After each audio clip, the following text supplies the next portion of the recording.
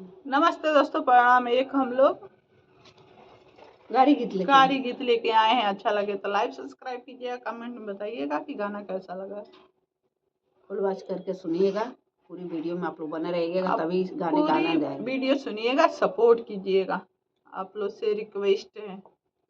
समधी के बहिनी छिनार भातार खोजे गलियाना में, समधी के बहिनी छिनार भातार खोजे गलियाना में, समधी के बहिनी छिनार भातार खोजे गलियाना में। अरे खोजता खोजता गैली पटना सहरिया, खोजते खोजता गैली पटना सहरिया, मिल गई चार चार गो यार भातार खोजे गलियाना में। अरे मिल गई चार चार गो यार भातार खोजे गलियाना में। दुल्हे के बहिनी कुंवार भातार खोजे गलियाना में। अरे दुल्हे के बहिनी कुंवार भातार खोजे गलियाना में। अरे खोजता खोजता गली बस्ती सहरिया, खोजता खोजता गली बस्ती सहरिया,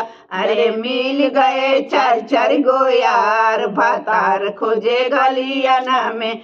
अरे मिल गए चार चार गो यार भातार खोजे गलियाना में। अरे बर्तियावन के बहिनी छिनार भातार खोजे गलियाना में। बर्तियावन के बहिनी कुंवार भातार खोजे गलियाना में। अरे खोजता खोजता गैली गोरखपुर सहरिया, खोजते खोजता गैली गोरखपुर सहरिया, अरे मिल गए चार चार गो यार भातार खोजे गलियाना में। अरे मिल गए चार चार गो यार भातार खोजे गलियाना में।